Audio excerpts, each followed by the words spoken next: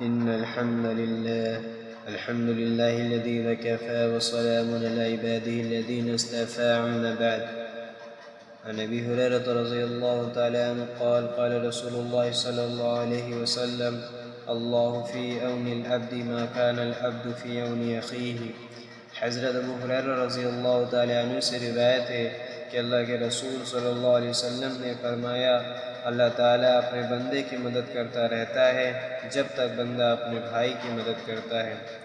احادیث مبارکہ میں جن چیزوں پر بہت زیادہ زور دیا گیا ہے ان میں باہمی تعاون اور جذبہ اخوت کو بڑی اہمیت حاصل ہے۔ اللہ تعالیٰ کے ارشاد ہے: وَتَعَاوَنُوا عَلَى الْبِرِّ وَالتَّقْوَى وَلَا تَعَاوَنُوا عَلَى الْإِثْمِ وَالْعُدْوَانِ۔ نیکی اور تقوی پر ایک دوسرے کی مدد کرو اور گناہ اور سرکشی میں ہاتھ روک لو۔ اس حدیث میں نبی اکرم صلی اللہ علیہ وسلم نے باہمی تعاون کے فوری اور لازوال فائدے کو ذکر فرمایا ہے۔ جب تک بندہ اپنے بھائی کا تعاون کرتا رہتا ہے اللہ تبارک و تعالیٰ اس کی مدد فرماتا رہتا ہے۔ پھر صحیح اسلامی معاشرے کی تشکیل کے لیے بھی آپس کے تعاون اور اشتراک عمل کی بڑی ضرورت اور اہمیت ہے، اس لیے بھی اس کی بڑی تاکید اور فضائل وارد ہوئے ہیں۔ مسلم شریف کی ایک حدیث قدسی میں آتا ہے کہ اللہ تعالیٰ قیامت کے دن بندے کو مخاطب کر کے فرمائیں گے: اے ابن آدم، میں بیمار ہوا، تو نے میری عیادت نہیں کی۔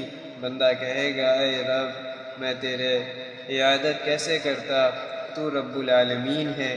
اللہ تعالیٰ فرمائے گا کہ میرا فلاں بندہ بیمار ہوا تھا، تو نے اس کی عیادت نہیں کی۔ کیا تجھے نہیں معلوم کہ اگر تو اس کی عیادت کرتا تو مجھے اس کے پاس پاتا؟ پھر اللہ تعالیٰ فرمائے گا: اے ابن آدم، میں نے تجھ سے کھانا مانگا تھا، تو نے مجھے کھانا نہیں کھلایا۔ بندہ کہے گا: اے رب، تو رب العالمین ہے، میں تجھے کیسے کھلاتا؟ پھر اللہ تعالیٰ فرمائے گا: تجھے نہیں معلوم کہ میرے فلاں بندے نے تجھ سے کھانا مانگا تھا، تو نے نہیں کھلایا؟ کیا تو نہیں جانتا کہ اگر تو اس کو کھانا کھلاتا تو مجھے اس کے پاس پاتا؟ پھر اسی طرح اللہ تعالیٰ پانی پلانے کے بارے میں فرمائے گا اور بندہ وہی کہے گا کہ تو رب العالمین ہے، میں کیسے پلاتا؟ تو اللہ تبارک و تعالیٰ فرمائے گا کہ اگر تو اس کو پانی پلاتا تو مجھے اس کے پاس پاتا۔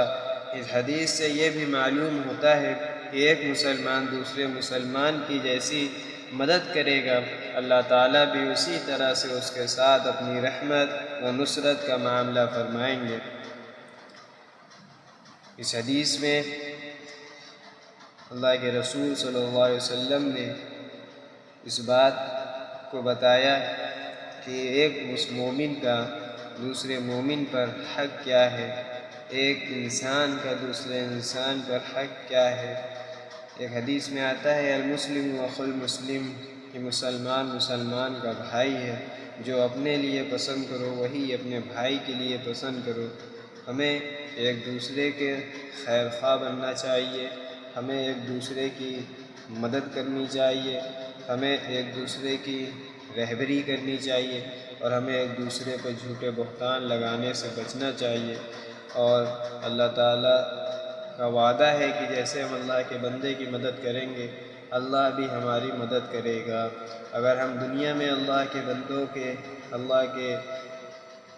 بندوں کی مدد کریں گے تو اللہ تعالیٰ قیامت کے دن اس کا اجر و ثواب دے گا، اور اگر ہم دنیا میں اللہ کے بندوں کو پریشان کریں گے، ان پر بہتان لگائیں گے، ان کی غیبت کریں گے اور ان کی چغلی کریں گے تو یہ بہت عظیم گناہ ہے اور ان کا عذاب اللہ ہمیں دے گا۔ اس لیے ہمیں گناہوں سے بچنے کی ضرورت ہے اور ہمیں نیک کام